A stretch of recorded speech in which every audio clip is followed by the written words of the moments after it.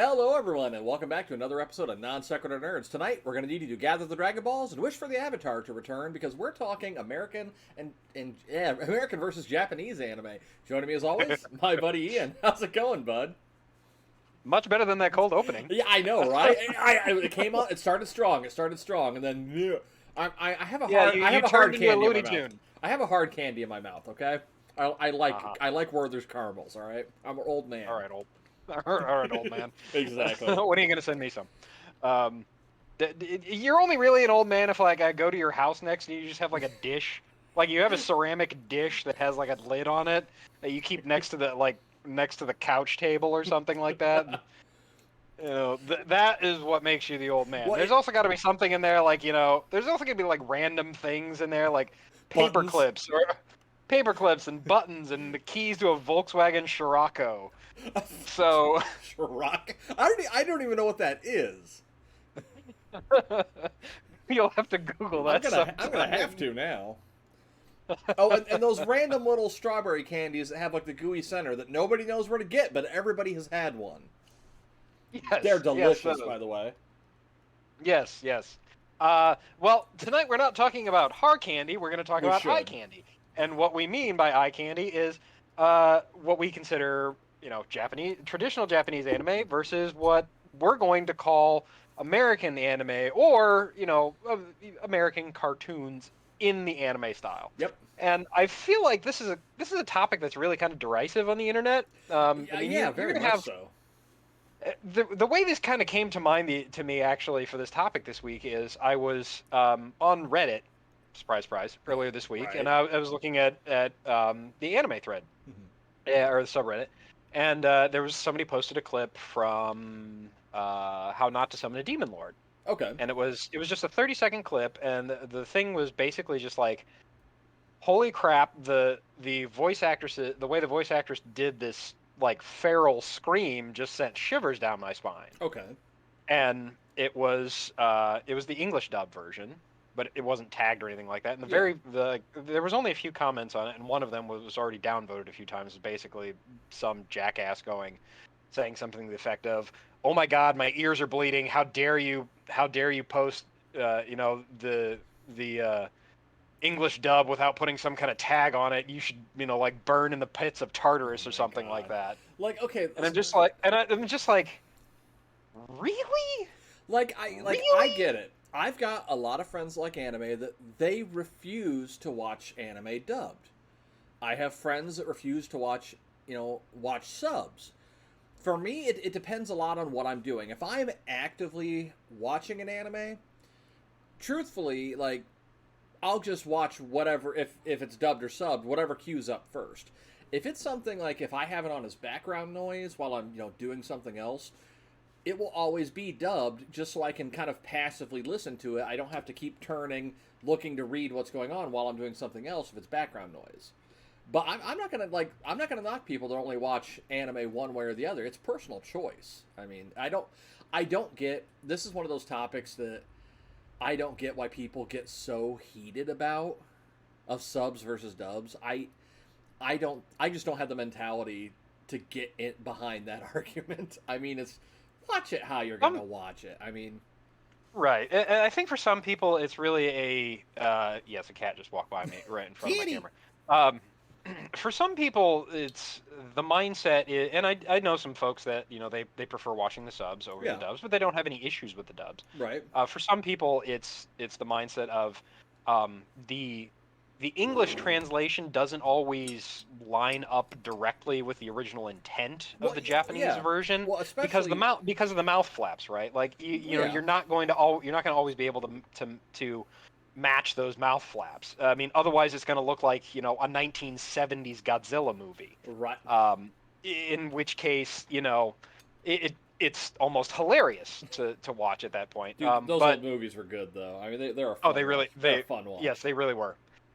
So the translation to English vocals doesn't always you kind of lose some of the original, and you can lose some of the original intent, some of the original translation. Well, especially like I mean, the Japanese language is big on word puns, words that sound the same, but like it'd be like the equivalent of in some of the words don't translate to a rhyming or similar sounding word in English. So like Right. while that pun or that joke may have made perfect sense in Japanese, in English if they translate it directly, you get something along the lines of, "So then I got in my car and there was a fish." What? Right. You know, or something. What I'm saying is they don't always translate well. So I mean, it's not just the intent of what's being spoken, but how it's being spoken and in the context of it. So I mean, in that aspect, I can understand that. But I think like anime is such a big thing anymore that especially a lot of the major companies do such a good job of going, okay, well, that doesn't make sense in English, or this is a cultural reference that people outside of Japan probably will not get. If we change the context slightly, it will still make sense in the grand scheme of this scene or this episode or the season or whatever have you. Right. The obviously the one of the major versions of this that we've talked about before Yeah, oh, yeah. is the Pokemon anime where they called the onigiri, the rice Donuts. balls, donuts. Yeah, And, which I mean, and even growing up, I'm like, what the hell kind of donut that's is a that? weird donut. It's like, oh, maybe it's a donut that's in Pokemon, and like that's all the farther I thought about it. And now it's like, oh no, that's a rice ball. I mean, Right. it's a But seaweed anyway, wrapped we're rice ball. But yeah, we're getting exactly. We're already off topic. All right, you a bowl. All right, Yes. cool. We've hit all our talking points. Ding. I just need to get a bell on my disc every Dude, time we say seriously. his name. We say his name, I just ring the bell. You able? Boom. Maybe Get one of those old Staples easy buttons. Just do a bowl. Boom. That was easy. Because right. that's what he says about all the movies he makes. That was easy. Yep, pretty much. I mean, if you you can vomit out 5 movies a year, can't you? I mean, I probably could with given, tax write-offs on every single one of them. Yeah, I could churn out 10. Are they good? No, but neither are his. Anyway, all right. So transitioning back to the topic at hand is obviously the American anime Right. versus Japanese anime, and I don't even want to say versus. Like this is not a Yeah. battle. This is just like a If you're watching our YouTube video of this, despite what the background says, it's not a battle. And yes, I realize a lot of these people wouldn't consider American anime, but it's the best I could do 5 minutes before we recorded. right. So I mean, anime became really kind of. I mean, it started hitting mainstream in the 90s. With things like Dragon Ball and Gundam, and then Yep. like Toonami. Sailor Moon. Brought Sailor Moon, Cowboy Bebop, like all of those things started coming over. Yep. And then in the 2000s, we started seeing more of an adoption of a higher adoption rate of anime, Japanese anime in America, and I think that led to inspiration. Yeah. In a lot of American cartoons. So that led to one of the earliest examples that I can think of is Teen Titans. Yeah. DC's Teen Titans from the original, not early Teen 2000s. Titans, not Teen Titans Go. Correct, because Yep. that is a anyway. that's a whole so other show. Yes, exactly. If you want to see me rant for the next 90 minutes, then let's talk about Teen Titans Go. Anyway, just like Thundercats Roar. So. No. Teen Titans from the early 90s had a very anime like style to Yes. it. Like the opening was very anime. It even had a Japanese version of the anime opening, Yep. like the song, which was sung by Japanese pop stars, Puffy Amiyumi. Yep. Who ironically got their own show because Yes. people like the theme song so much. Correct. So there was Teen Titans, and that one drew heavily from in the animation style, like some of the sight gags in it, some of the facial expressions. The facial expressions and like the mannerisms of some of the characters were obviously very anime inspired, Yes, but it was they a very were. successful TV show. Oh yeah, oh god, yes. And the only reason that it was actually really canceled is because merchandising. Merchandising. Teen Titans, the flamethrower. I would have bought that. Right. Well, that one didn't really pick up outside of North Korea. It says "booyah" every time you pull the trigger. I would absolutely buy that. Booyah! Right. I don't want. Giraffe I don't want. Triunfitos! I don't want Elon Musk's flamethrower. I want the Booyah Teen Titans branded flamethrower. Make this a happen. It's colored like Robin's suit, like Robin's Oh my superhero god. outfit. Oh man. It's got Raven's little gem as the sight on the end of it. Right. The backpack is shaped like Beast Boy is an elephant or something like that. Right. And whenever you hold down the trigger for more than 2 seconds, it's Starfire going, "You are burning now." That would be amazing. All right, guys. We're officially announcing our Kickstarter. Oh my god, we'd get sued into oblivion. Yeah, they'd never find the bodies. Well, yeah, because they'd use the flamethrower to get rid of them. They would make the flamethrower show up to our houses. Oh, dream. We can dream. But no, yeah, Teen Titans was definitely, a heavily, anime-inspired series.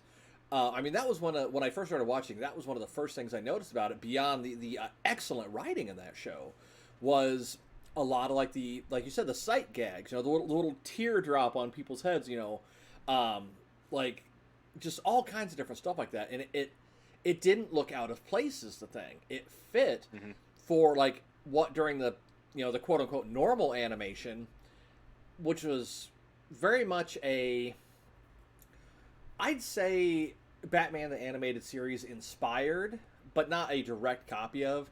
But then when they threw in those kind of like little anime tidbits, it didn't look out of place. It fit. So, I mean, they did a really good job of meshing, a Western and Eastern animation style and making it into something coherent. I mean, that was one of the big things for me, is it fit and it worked. Yeah, and, there's another show that also had very much that very similar style and things like that. It is a much less popular show, but I still remember it for some damn reason. Okay. Do you remember Totally Spies? Yes, actually. The three teenage spy girls. Yeah, I don't know if they were teenagers or anything, but yeah, I mean they were college girls, whatever they were. I mean, there was... that one, very similar thing. I mean, that one I would say drew more from anime than it did traditional cartoons as far as the style of it. But it looked like, no disrespect to the creators of that show, it looked like if somebody did a dollar store anime. Like, you could tell what it was supposed to be, but it didn't look up to the quality that you would expect from a traditional anime. So I don't mean that in a bad way. That's just the best analogy I can come up with right now. Right. But yeah, that one also, similar to Teen Titans, drew from that. But I'd say maybe a little heavier than Teen Titans did. Yeah, and I think they were really trying to go for the more Sailor Moon vibe in that one to draw in the more female audience. Yeah. It was more whimsical. Yeah, more whimsical, and I think they were really pulling from the Sailor Moon vibe. I mean, the show was not targeted towards boys. It was very obvious. Back then anyway, and then of course nowadays you had like the new My Little Pony, which was like sucking in all the bronies. Dude, was targeted towards little girls, and their target audience ended up being like 30 to 40-year-old men. Yeah. Admittedly, though, like I saw a couple episodes of that show, and it was a fun show. Yeah. Yeah, it's a fun show. It's very smartly written. Yes, very. Like, it was an incredibly intelligently written show, and it had good messages. Like, it was, obviously, like friendship is magic type thing. But it taught good life lessons, and I thought it was a very well done show. I say, I remember when they were still putting out new episodes of that, my daughter would watch it, and like she absolutely loved it. And I would sit down, like that was, one of the few cartoons, geared towards young kids that I would sit down, like I would have no problem watching a couple episodes because, like you said, it was very intelligently written and, yeah, did deliver really good messages, but it was also fun was the thing. It was engaging. Yeah. But would I call myself a brony? Absolutely not. Yeah, am not. Like, I do not show up to conventions with a horsetail and a unicorn horn. Why not? How does the horsetail attach? You know, that's another episode. That's This is another not that. This is not that type of show, folks. For that one, for non sequitur nerds after dark, please tune in. I meant, is it Sometime. Velcro, Ian? Where did you go with that? But no, it's kind of going back to our point. Like, that's one that, I mean, another well done show. That one I wouldn't classify at all as an American anime. That one to me is strictly a cartoon. I would say it's cartoon with some anime inspirations. Okay. In some of the facial expressions and some of the actions, as much as you can facially express a horse. See, I got more like old school Looney Tunes vibes off of it, like as far as the facial animations. But again, I mean, these are all just opinions at this point. Right, right. So I mean, yeah, I can see that too. But I see now one kind of pit. Well, go ahead. No, go ahead, Oh, please. I was going to say, now, one that I know that you and I both enjoyed, that you and I have talked about a lot, that we both consider an American anime, Avatar: The Last Airbender. Yes. I mean, that one, I would absolutely consider that an American anime. Yeah, I would totally consider that an American anime. I would say that it is one of the, if not the best American animated cartoon, like, of all time. Like, it is like incredibly well done. I mean, the only bad thing I can say about Avatar is they let M. Night Shyamalan do a movie. I'm pretty sure for that movie he went to you a bowl and go, all right, how do I do this? right. So that's two in this actually, episode. Exactly. Actually, what's even sadder though is some of the backstory about that is because apparently his kids loved Avatar, like the TV show. So like he was actually really trying. Really? With that movie, yeah. Like okay. he really was trying to make it good, and it was not. So okay, fun story. My kids last year started watching The Last Airbender. They absolutely loved it.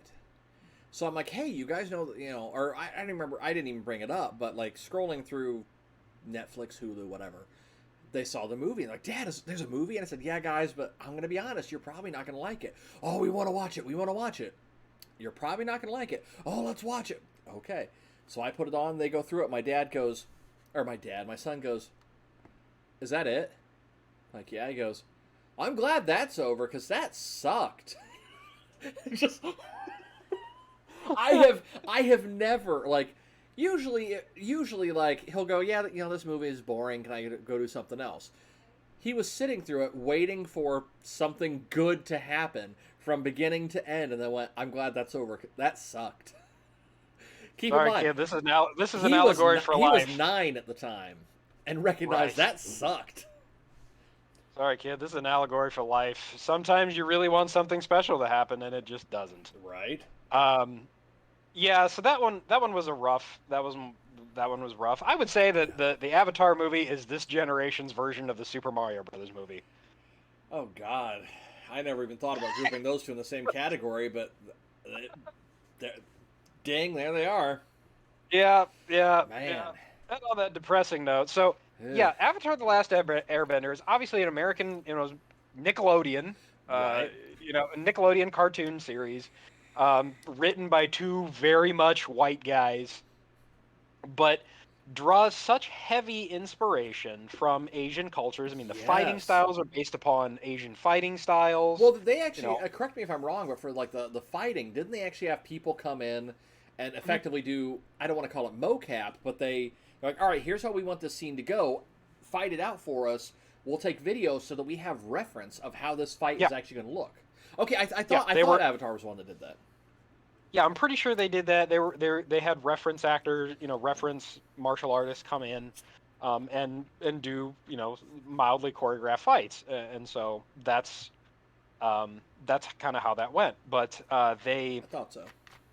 It was a very intelligently written show, very well animated, like very mature, but not in a blood and guts kind of way, but it dealt with a lot of tones of, death, morality, self-sacrifice, things like that you don't typically see in a children's cartoon, but you see a lot in anime. And I mean, it worked really well for that show. I Yeah, I mean, mean, man, if you look at like Zuko, I mean, his entire arc is dude, about finding himself. like his okay, Like, you know me, I'm a big Vegeta fan from DBZ. You know, I hmm love a villain turned anti-hero slash hero. right. But Zuko's arc is hands down my favorite redemption arc. Just Yeah. because it was so well done, and like that series did such an amazing job of like showing his turmoil, of like the hmm choices that, like, he's been brought up believing one thing, but realizing that that's that's not exactly how it should be. And you know, Yeah, I yeah, mean, I mean, betrayed by his family. I mean, the whole nine yards. He had everything going against him, but ended up turning around to being one of if not the best character out of that show as far as growth goes. hmm no, he certainly shows the most like I would say emotional and personal growth, like Mm. of any, Yeah, really yeah. kind of finding himself. Aang's whole thing was, kind of like I wouldn't don't even want to say it was opposite of Zuko's, but Mm. his was just like almost acceptance of who he was. Right, because Zuko was really trying to just find out who he because was. like Aang knew who he was. He is the Avatar. He's the one who's supposed to master all four elements and bring peace and harmony, back to the land. He knew what he was supposed to do. He knew where the finish line was, but he didn't know where the starting point was. Zuko didn't even know there was a race. I mean, Yeah, pretty much. I mean, Pretty much. And I don't want to dwell too long on this, yeah, but I will say we that could though. I will say that Uncle Iroh is probably one of the single greatest father figures Yes, in American cartoons. I He I was 100% agree with that. he was probably the epitome of what a father figure should Yeah, be and what people should aspire to be is Iroh. yeah, Like and his original voice actor Mako Iwamatsu, I believe was his last name. He was Japanese. yeah, Unfortunately passed away at the end of season 2, yeah. and had to be recast in season 3, which I believe was Greg Baldwin. Um, Of the Baldwins or just another no, no, Baldwin? no, no, no, no, Okay, no. Just I a was gonna different, say I didn't know there was another Baldwin. no, a different Baldwin. Okay, But he gave such life and depth to that character in his performance, and absolutely.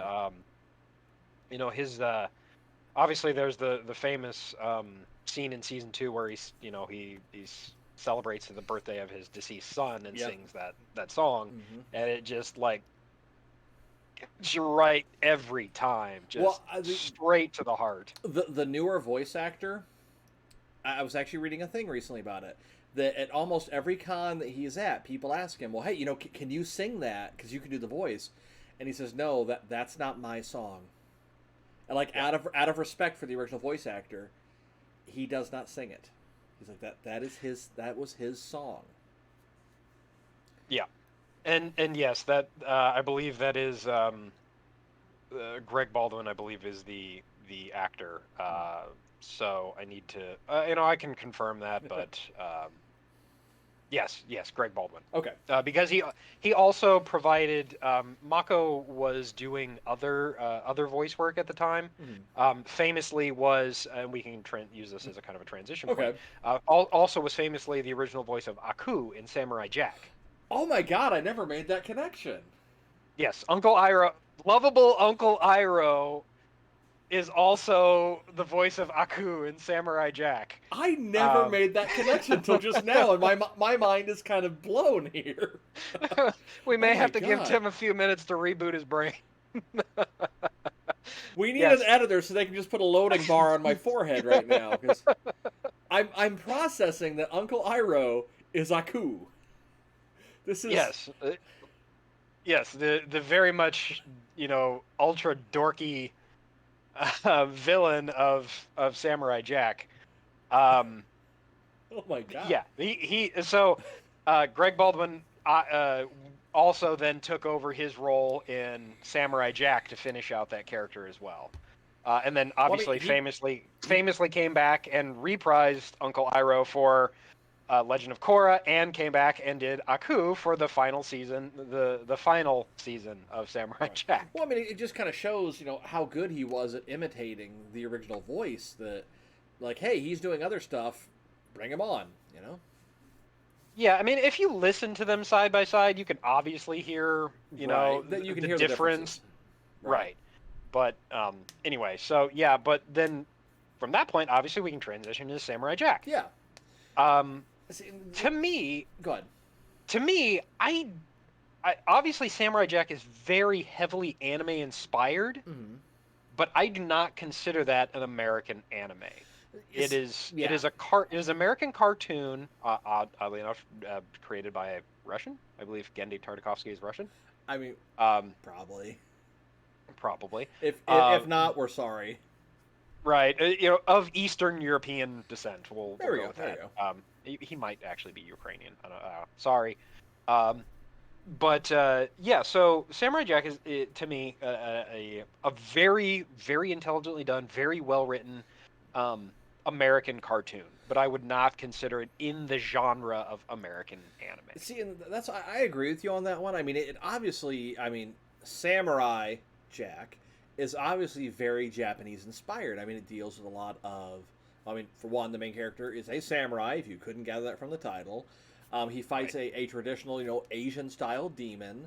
I mean, it deals with a lot of folklore of that area. But yeah, I wouldn't consider it an anime. I mean, while it is a very I'm looking at the picture of it on my screen over here. While it is a very unique art style compared to other, regular cartoons, I don't think it classifies as an anime. And I'm sure there's going to be listeners that are going to disagree with us. I mean, please, let us know. I mean, we love to hear from our listeners.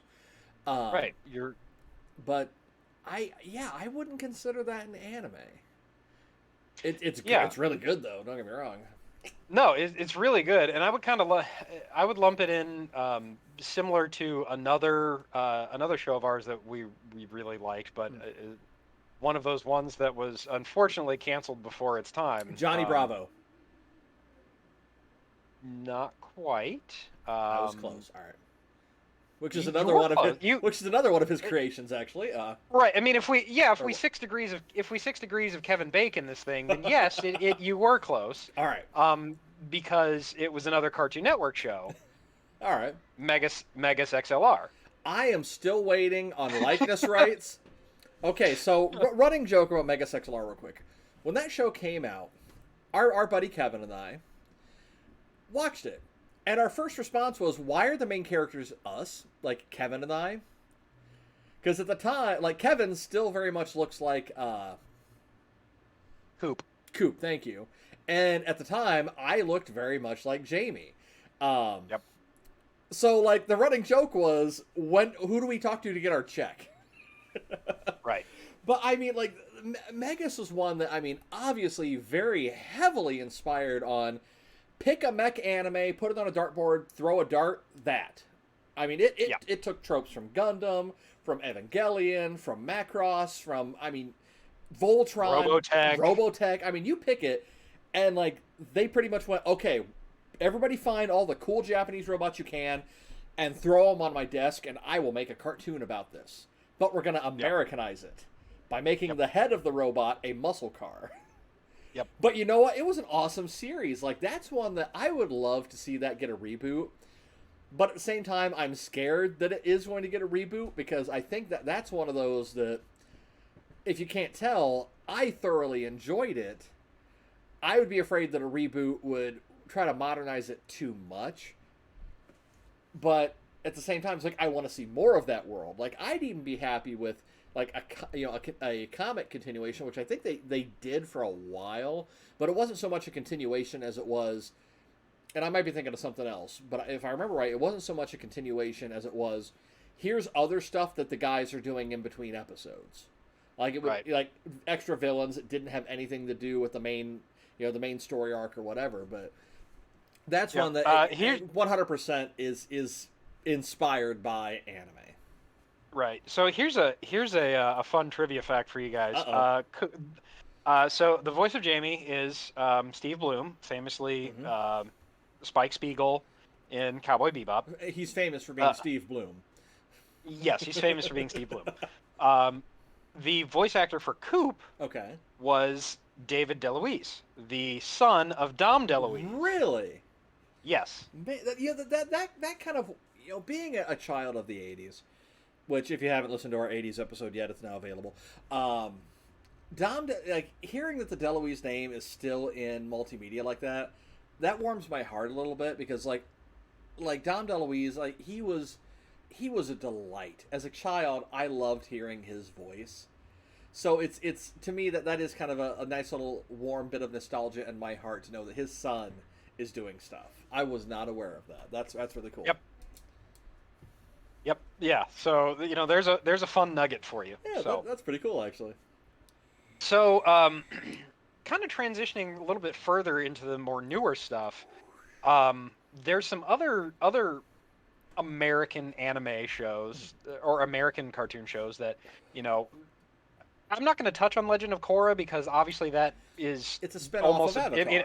It's a sequel of Avatar, yep. and we've already kind of touched that, so I don't want to belabor the point there. Second verse, same as the first.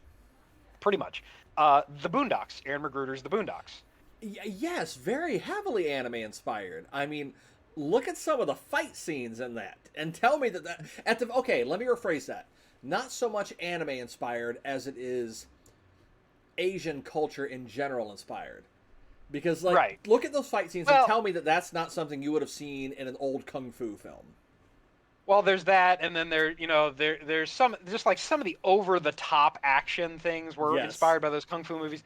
But the one of the episodes that I'm going to reference is the kickball episode. Okay, yep. Where they do the kickball battle. That one to me very heavily draws from anime. Yeah, I'll give you that. Because I think at one point Huey knocks the ball up into the air, jumps 40 feet in the air, does a flip kick that just powers up the ball so that it's on fire, and then drives it into some kid breaking their leg or something like that.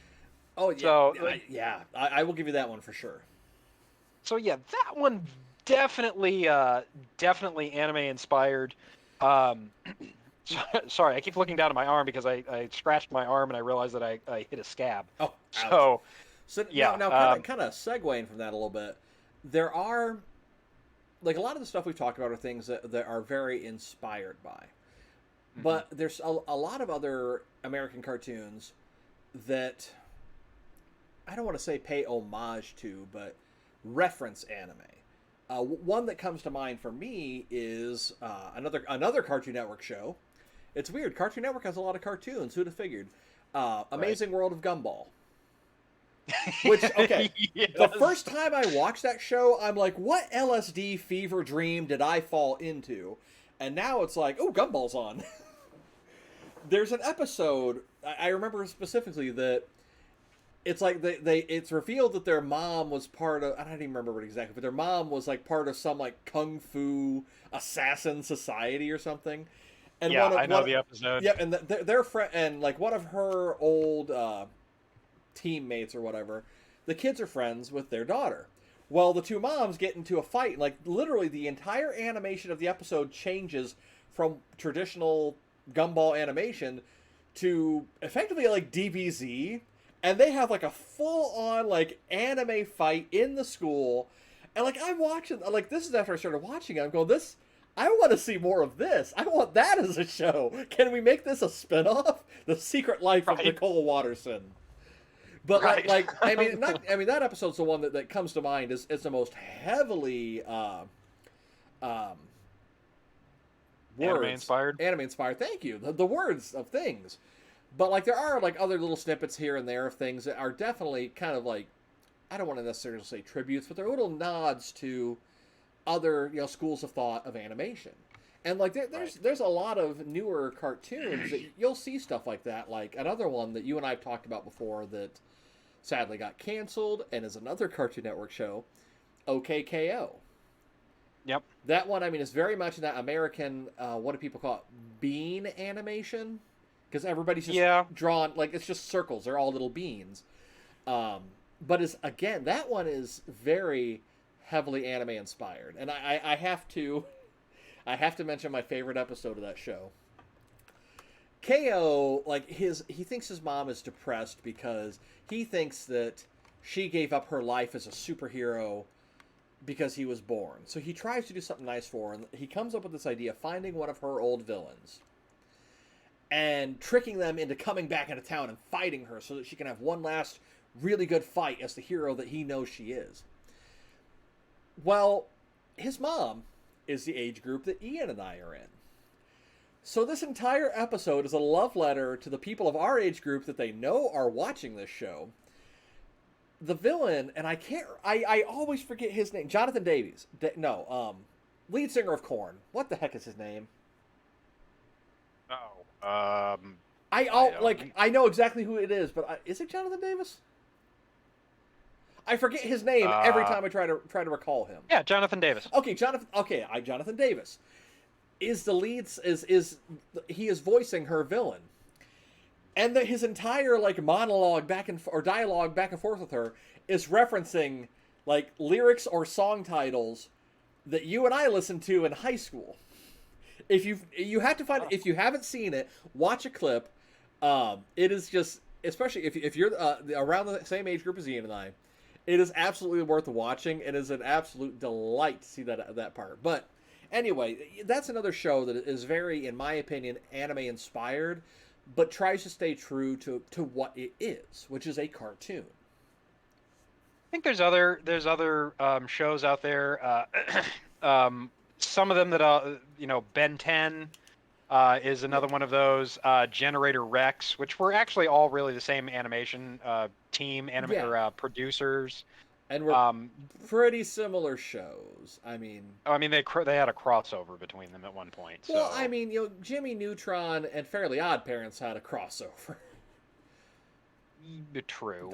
They had like 3 or 4 crossovers actually. Yeah, I think so. But I mean, Fairly Odd Parents actually crossed over quite a lot of stuff. And of course, there's obviously, there are segments of Fairly Odd Parents that were very anime inspired, like when the movie or TV movie, whatever it was, where it's like the magic cupcakes or the TV remotes, where they go into the TVs. Yep. And then they do the very much Dragon Ball Z inspired fight between Timmy and Vicky. Forgot about that. Another one that I'm kind of that's out there is Rooster Teeth Ruby. See, that one is 100%. Well, they're Canadian, aren't they? Is Rooster Teeth a Canadian production company? No, they're in like Austin, Texas. There's like the furthest you can get from Canada in the U.S. In the continental U.S. There's some production company that did like pretty much like Ruby. It was like super anime inspired, and they're from Canada, and I can't remember who it is. But no, going back to Ruby, since I know what we're talking about there, that one is 100% an American anime. Yeah, especially and that one was Texas. Right, and that one was Ruby was the creation of Monty Oum, or whatever you want to say his name is, who was kind of an aspiring CG person who drew heavily from anime and like the over-the-top kung fu movies.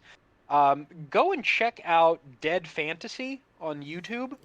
It is a Monty Oum production. I think it was probably one of the reasons why he got scouted by Rooster Teeth. But it's like he takes the girls from Final Fantasy and just has them in like a battle. It's actually Final Fantasy and Dead or Alive. I've seen that. Yeah, and has them basically do like a Dead or Alive versus Final Fantasy like battle royale type thing. Well, like a lot of his early animation, like as I remember, just accidentally coming across some of his early animations on YouTube, and they're all especially even for the time, they are incredibly well done, very well animated, talented individual. I mean, yeah. He unfortunately passed away several years ago from I don't want to say it was cardiac arrest. Maybe it was like an embolism or something, or it was something along those lines. Yeah. But unfortunately, he was removed from this world too soon. But Ruby was his creation, and it's definitely an American anime in my opinion. They very much very, very much an American anime between the facial expressions and the art style. I Yep. mean, besides his, signature CG, like Right. CG style is obviously not that big in Japan, Right. but the, the Well, the characterization style and the humor, right. the sight gags and all that stuff, and the fact that they have, these very, very beautifully designed high school girls with like crazy over the top weapons beating the shit out of monsters. Do you remember, like, I think it's before Ruby came out, he put up that animation of her fighting like all the werewolves or whatever. Yeah, the Grim, I think, is what they're Yeah, called. yeah. Like I think Yeah. like that was out before Ruby was. Well, I don't want to say it was. I think that was put out before Ruby was a thing, or maybe it was a teaser for it. But I remember watching that, just going, "This is freaking amazing! I want to see more of this." And then I Yep. discovered Ruby, and admittedly, I haven't watched as much of Ruby as what I would have liked to. Um, but I mean, it's so good, so good. One that I don't know why us talking about Ruby brought this into mind, but another American or anime, American styled anime, Black Dynamite. Yep. You can't tell me that's not anime inspired. I don't know what about Ruby reminded me of that, but Well, yeah, I mean, Black Dynamite was another Cartoon Network, Adult Swim, actually, yep. show. Very much in the vein and probably the same animation studio as the Oh, Boondocks. probably. Well, I mean, I think it was even produced by Aaron Magruder. well, and Um, Black Dynamite's based on a movie, a live action movie yeah, called Black yeah. Dynamite. Like, I want to see that to see if it's as over the top as the show was, because that was some next level stuff right there. Let me tell you, I liked it. Yeah, but so there's that, and I think we're kind of getting to the point where we're now starting to transition into almost American produced Mhm. anime type things, and I Yeah, think this is where people really start to get grumpy or opinionated about this. And where yeah, the first example that I'm going to talk about is Netflix's Castlevania. right. Very, very beautiful show. I'm pretty sure it's Absolutely. actually animated by a Japanese studio. Oh, wouldn't I wouldn't believe, surprise me. Wouldn't surprise me in the least. yeah, I believe it's animated by a Japanese studio. But then there's other shows in that vein, like Blood of the Gods, or something like that, Mhm. which is again the same studio. Um, that it very much, uh, you know, that one is, I think, less sight gag focused Mhm. as American anime, Yeah. and what I would say is more, um, it's more in the style of I want to say like Fist of the North Star, Baki the Grappler, Dude, the original Baki the even Grappler movie was amazing. right. I'm but I'm going to JoJo's Bizarre Adventure Was that type was thing. was Like that a JoJo's reference? that was a JoJo's reference. Dude, I didn't get the whole JoJo's reference thing until I started watching JoJo, and now everything is a JoJo's reference. I don't care what it is. It's a JoJo's reference now. It's another show that's also been around for like ever, Dude, and like yeah. was just recently like it just recently got super popular here in the Like States. yeah, it's an older anime at this point in the grand scheme of things, but yeah, like ever since, and going back to our topic at the top of the show, ever since it got dubbed, it's become popular. Yep. But there's Yeah, still there's people that will watch the newer series sub now. It's like we've come full circle here, people. exactly. So those are two shows that I want to say they almost are in a genre of their own, that maybe that is in and of itself American anime, Right. like anime style, or inspired. I don't want to say it's inspired because it's just it feels so much like a good serious anime. Well, it's if we're getting on that topic of things like that, you had mentioned earlier that Ruby, apart from the CG styling, which isn't big in Japan, the newest Ghost in the Shell series, which was a Netflix thing, Right. was CG, and it was good. Yep. I mean, Well, then there's that one surprised me because Ghost in the Shell, like, I enjoyed the original movie. Mhm. I know I'm probably gonna get a lot of hate mail for this. I liked the live action film. It was all right. Casting choices aside, I liked it. I thought that it was a good retelling of the first Ghost in the Shell movie. The Ghost in the Shell series, though, are very Standalone complex. yeah, like Standalone Complex was good. There was Second Gig.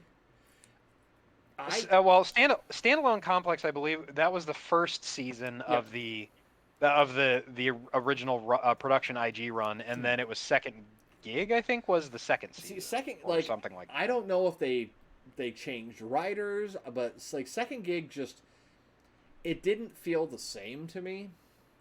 But Yeah, anyway, I digress. So like the Netflix, if we're gonna talk about them, they're starting to dip their hands into anime a lot more than they did even 5 years ago. yeah, and they're producing or at least licensing or funding a lot of different things. Yeah. There's another one, The Life of Psyche K, Which is a okay, very that one popular one. I like. That one's really good. Yeah. My wife started watching it. She's like, "Oh yeah, this looks interesting," and then she started binging it. And like passing through the living room or whatever, I'd kind of look over and watch it. But I eventually found myself sitting down, going, "Okay, what did I miss? Catch me up to speed. What's going on? Who's that guy? And what's going on here?" And it was really good. Like then when we finished, what they had out at the time, like, "Oh, that sucks. There's no more of it." Well, now there is. I don't know if it's up on Netflix yet, but there's more of it. Right.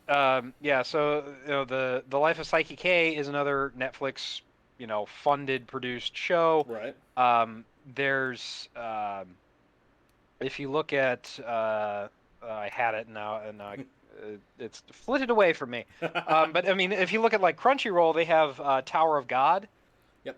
which is they produced like they funded the production for. So I Became a Spider. So what? I mean, that's another show that they produced. Run that title by me again. Basically, it's an isekai where the main character gets reincarnated as a spider, Okay. and the I, title is something along the lines of like, "So I'm a spider. So what?" I like that time I got reincarnated as a slime better, but I think that's because Yeah, that one's more my humor. this one is kind of like the spider one is interesting. Like I watched the first episode and I was Yeah. a little off put by it, but another friend of mine said that like, yeah, it's really kind of weird the first like 2 or 3 episodes. Like you gotta give it a little bit of time to bake, and then it finds its stride. I'm like, all right, I guess I need to. I haven't done it yet, but it's on my list to go back and like try to Okay. try to watch more of it. But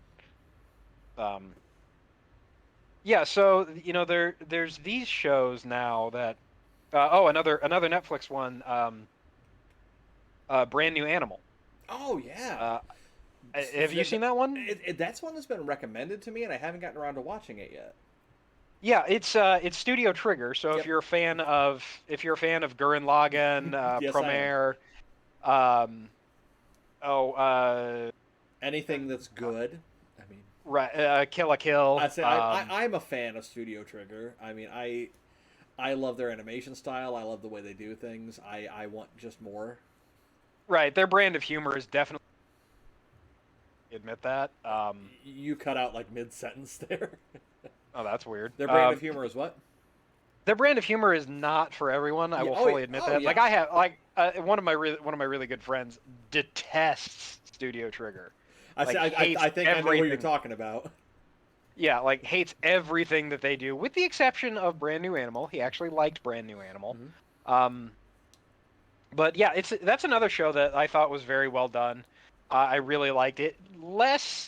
It was definitely much more tame than most Studio Trigger stuff. So, Okay. but it was another show that was produced by Netflix, as far as I know. Well, So, I, we can't talk about anime that Netflix has done without talking about the Ava in the room. So a while back, Netflix announced, hey, we're bringing Neon Genesis Evangelion to Netflix. To which everybody went, yes, we can watch it in its entirety again. Because for those of you who don't know, the original release of Eva is so mired in who owns the rights to what specific episodes that it is nigh on impossible to find the full series in one package, unless, like Ian, you went to a convention in the early aughts and found a totally legitimate anime booth and picked it up. Yep. So here we are. We fast forward. Evangelion's gotten released on Netflix. And it's completely different voice actors, completely different dialogue. They edited a lot of stuff. They changed a lot of stuff. They took out music that they couldn't get the rights to. And there's fans now that are going, what the hell is this? Yeah, it's not your daddy's Ava. Yeah. Well, like the one thing that I will say is New Ava, I sat down, my wife had never seen it, and it's a series that I had recommended, like, if you ever can find it, watch it. So we sat down and watched the new one. And admittedly, the new one, didn't make me question my entire reality, self-worth, and go into a depressive fit for, 72 hours. But that was kind of the charm of the original one.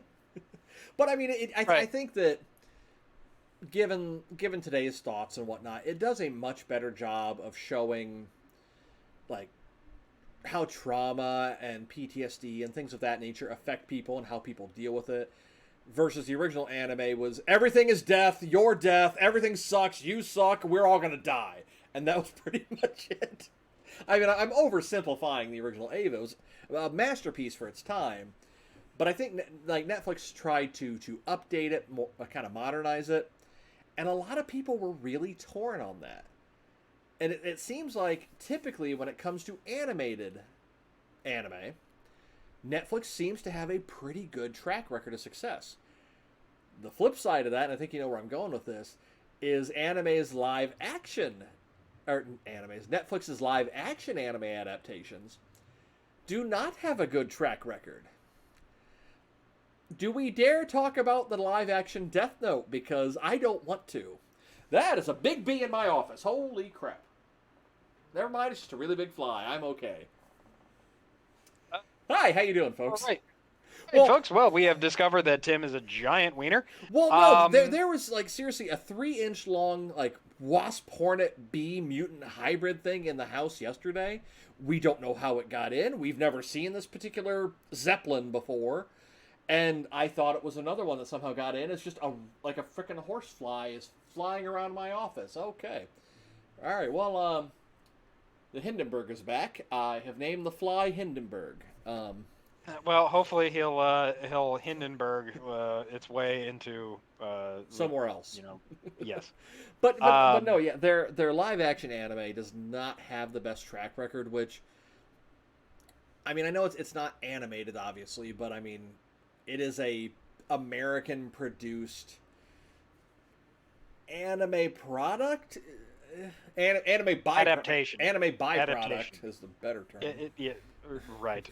It's an adaptation. Yeah.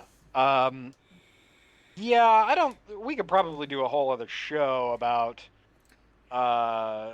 adaptations and rewrites and things like that. But, to just try to, reel it back in Right. here and circle it back around, though. So yeah, I mean, there's a lot. We've talked about a lot of different, shows and things like that. What we consider Japanese, American anime versus American cartoons, and then everybody. I mean, a Japanese anime, it's produced in Japan, but Yeah. at the same time, like on the flip side, I think there are people out there that like there are Japanese studios out there that will. I don't want to say take inspiration from America or things like that, but I mean there are shows that do that. If you've ever seen Cowboy Bebop. the show, well, yeah, but if you've also ever seen the show, it's another Studio Trigger show actually. Panty and Stocking. Oh my god, that show is so ludicrous, and I love it. I love it. So my understanding of how that show came to be is. The original creators of Gurren Lagann made their show. All right. The show ended.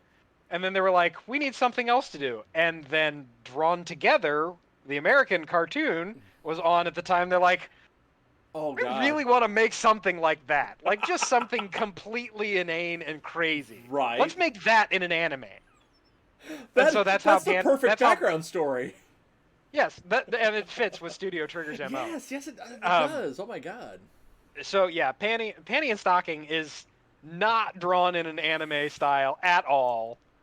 What you would consider like a... I feel dirty making this analogy, but it looks closer to Powerpuff Girls animation style.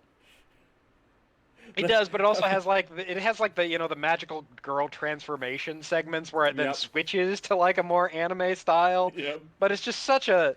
It's like Powerpuff Girls had a drunken one night stand with Invader Zim, and then threw in Sailor Moon watched. Right, and Sailor Moon sat in the corner with her plastic bag. I feel so dirty right now. I feel so dirty. If you guys get that reference, then props to you. I feel so dirty. Unclean. I'm gonna sit in the shower and cry for the next hour. Now, I mean, we kind of briefly touched on that. You said that sometimes anime will take inspiration from American culture and whatnot. Sometimes, though, that they get it, I don't want to say wrong, but stereotyped. And one of the things that really comes to mind that makes me laugh every time is Mobile Fighter G Gundam. And you know what I'm going to talk about. The whole premise of G Fighter, and I've talked about it before, it's one of my more favorite non-canon Gundam animes, is I think it's like 7-10 years, something like that, there's a world tournament to determine what country will be the controlling force of the planet until the next tournament. And to compete, your country has to build a Gundam that represents what your country is all about and fight. The American Gundam is a combination football player boxer who uses pistols and is driven by a cowboy. A rockabilly cowboy. And you know what? If that ain't America right there. Yeah. I mean, at least his pistols don't shoot beer and sound, and taste like steak. I mean, there's a point where it's too much. Right. Pistols shoot beer, tastes like steak. It has a Gundam horse that it rides on, and one of the Gundams had a horse. I don't remember what it was, but like G Fighter is so racially stereotypical with everything. I mean, Mexico's Gundam is the Tequila Gundam, which literally has a sombrero and a poncho. I think Spain's Gundam isn't it a bullfighter? Yeah. Yeah, it was the Matador. Holland's was literally a windmill. It was a windmill. It was like a Gundam picked up a windmill, slapped it on it, and went, "Let's go." But a lot of that goes towards. I know you and I talked about Japanese culture, how they view things like racism quite a bit differently than the rest of the world does. Well, I don't want to say the rest of the world, but quite differently than we do here in the States. Like if something like G Fighter was produced in the States today, people would be losing their minds over it. Well, I mean, drawing another analogy to that, do you remember the series Hetalia, Axis Powers? The name sounds familiar, but I'm not drawing. It is literal like personifications of countries. Yeah, you've told me about this one. Yeah, like the country, like countries are people. Yeah. And anthropomorphized people, like Japan and Korea and like Britain and the U.S. and like Germany, and they are really stereotyped, like hardcore, like to the point where people were like up in arms about some of it. Really? It's one of those things where we talked about this before. Yeah, I think we did. It was made like that show was made like in 2007, I think. Right. So it's the same thing with like Friends, right? Like, yeah, it was kind of funny back then, but like now it's like, yeah, that joke does not age well. Yeah, some stuff does not age well. Yep. Yeah. So, one of the other shows that I kind of think about, it's actually another Netflix produced show, but it's a KyoAni show, Kyoto Animation, Violet Evergarden. See, like, admittedly, I haven't had my Netflix account for a while. I think the last time Oh, I had it was when Witcher came out, like, and I binged that and then canceled my Netflix because there was almost at the time there wasn't really anything on there that I wanted to watch. But I mean, like Castlevania, like I really want to watch that. A lot of these other anime, I really want to watch that. So I'm probably soon going to be getting Netflix again. Like I've got my Hulu, my Disney Plus, my HBO Max, all that stuff, and HBO Max. right. Um, yeah. So I I Netflix would I would Netflix has kind of suggest surprised me with their anime selection. They seem to be, especially these last couple of years, really stepping up their game. yeah.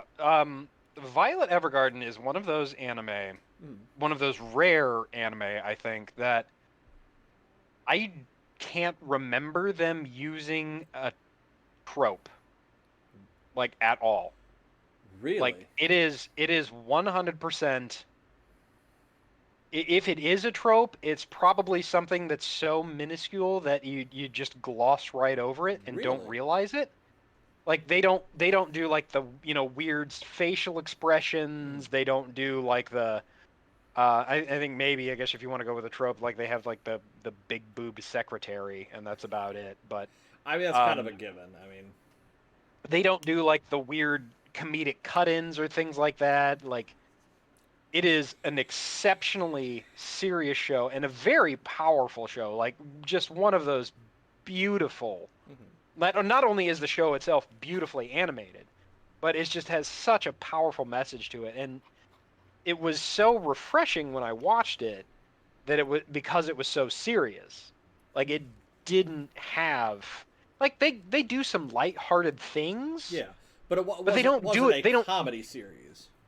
No, it is not a comedy series, but Mm, they do some lighthearted things, but it's not done in like the goofy anime style like lighthearted thing where like the Inuyasha sit boy thing right, but or it's done in a more like realistic. This is a conversation that people would actually have, kind of lighthearted.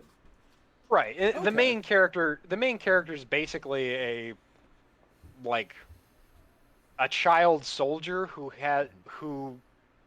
was basically raised to have no emotion. Okay. So now she's out of the army and she's like the war is over and she's trying to figure out how to navigate life. Hmm. Okay. Like basically take one of those like feral children that you hear about like being raised in the woods or something Mhm. and then with just more human interaction but just trying to figure out how to be a person on her own. Um, That actually sounds like something I would enjoy watching. I think you would really enjoy it, and I would highly suggest it to any of our watchers and listeners. Is that if you've not watched it, it is such a beautiful and amazing show. And they've got a few movies out as well. Sorry, my That daughter just popped in over here and scared the ever loving crap out of me. Uh, It's bedtime. okay, daddy's almost done, honey. I like, okay, on our YouTube stream you can't see it because I have it cropped, but on the screens where Ian and I are talking to each other, I see like my office and my green screen behind me, and I just see a face appear out of the corner of my eye, and like I'm pretty sure I just had a heart attack. I'll be up in a second, honey. Okay. All right, well this is the episode where Tim died. Oh my god. well, I think that's a good stopping point because I can't breathe. Oh my god. Okay, for those of you that have children, you know this feeling where your child is the scariest creature you could ever imagine.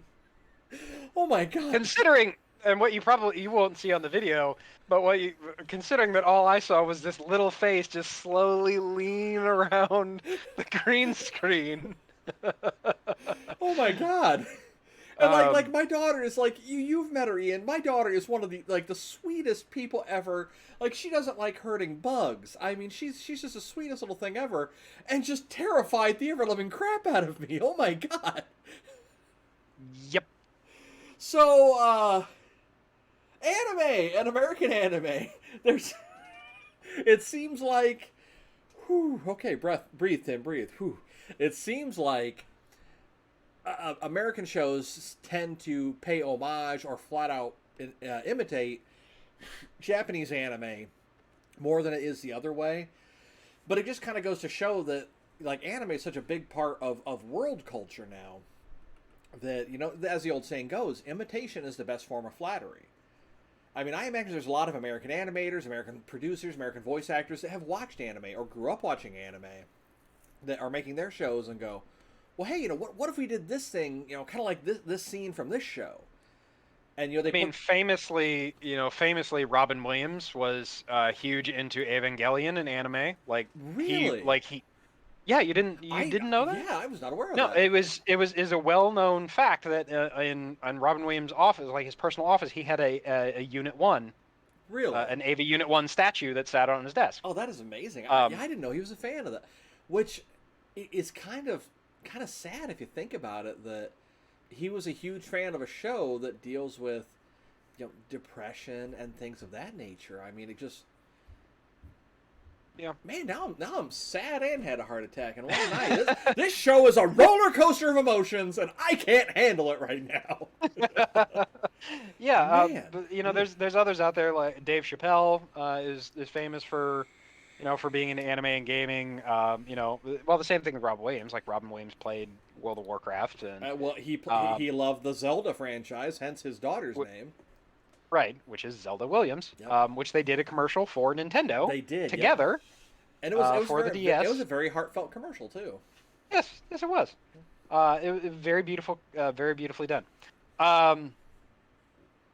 So yeah, while Tim's heart is slowly starting to calm down, I think we have probably reached the apex of our hour, and should probably wrap it up here. So Right. yeah, American, you know, again, a very derisive subject. American anime, I think it exists. Yeah, I agree. Like I can point to clear examples of what I would refer to as American anime, Western anime, if you want to call it that. Yep. And then there's obviously, and both cultures draw from each other for different things, different shows, inspirations, styles, those kind of things, and there's obviously things that speak to each other. Oh yeah, very much because so. You know it's such a powerful medium, and everybody is, you know, everybody likes it, and you know, or everybody can like it, and you know, you can find joy in pretty much anything. So, you know, with that, I'll kind of put out a bit of a PSA here, folks. Don't shit on other people's stuff. Yes, like if they seriously. like it, like let them like it. Like just because it doesn't speak to you doesn't mean that it, you know, it's a bad thing. Yes. So, you know, everybody has this. Everybody, and I don't want to get too preachy here, but everybody has the things that they enjoy. Let them enjoy it. You have the things you enjoy. You know, people love golf. Like I like golf, but I'm not going to go out every weekend and golf. I mini golfs occasionally. Right, exactly. Like people love an American example. Let's go draw from that. People love NASCAR. I hate it. It's 4 hours of watching cars make left turns. I mean, we live in the state where one of our most famous things is the Indy 500, and I can't remember the last time I watched it. I think it happened recently. I think. Yeah, last weekend. Okay. Or, well, I mean that's Monday. Well, yeah, how was traffic down there? I have no idea because it's on the opposite end of town from me, so then nobody in my area is near it, and I didn't leave my house. So okay, good call, probably. Probably. Yeah. So the American anime, you know, it exists. I think you should go out there and find ones that you like. We talked about several out, you know, today. There's much more out there that I think you will find and love, and they're making more and more every day. And we're seeing kind of that melding of world cultures here. There's obviously going to be cultural differences, like the tropes that we talked about that we just don't necessarily understand, and we've done an episode about this as well. Yeah. Like you'll probably never see an American show that does a hot springs episode. Here in the States, we do shopping episodes. Yeah. Right. Everyone goes to the mall, or goes to the fair. You know, things like that. You know. Right. So, I mean, Japan, they go to the local shopping arcade, or they go to the festival. Yep. Or they go to the shrine. Yeah. Right. The shrine. There's differences. Same difference. Yeah, it's cultural things that are obviously ingrained in that culture. We are getting to experience it secondhand. Yep. But take it in. Like, Oh, it's a absolutely. great learning experience. But anyway, Culture anime. yourselves. Right, exactly. You uncultured swines. Um, American anime really, really great that we're seeing these kind of things coming between the cultures, between the groups. So it's really refreshing to me, Oh, and I'm absolutely. looking forward to what to the next big productions, even the smaller productions. Oh, Really, yeah. I mean, sometimes it's the indie stuff that's the best. Right. Um, yeah, so I think that'll probably do it for us for tonight. There we go. So on that note, I think we'll go ahead and call it. As usual, find us on all of your favorite listening platforms. We are hosted on Anchor.fm for our podcast, but you can also catch us on Spotify, Apple, Google, other podcasting mediums that I can't remember, but they're out there. And obviously, you can catch our videos on YouTube as well. Catch us also on. I'm saying catch us a lot. Gotta catch them Gotta all. catch 'em all. Pokemon. Anyway, Forever. so at least he made the joke this Yes, time. exactly. It's this is something else that's become so ingrained in our conversations. It's just Tim getting razzed about Pokemon. Forever. I'm Forever. getting razzed forever. Anyway, so You can catch us yeah. also.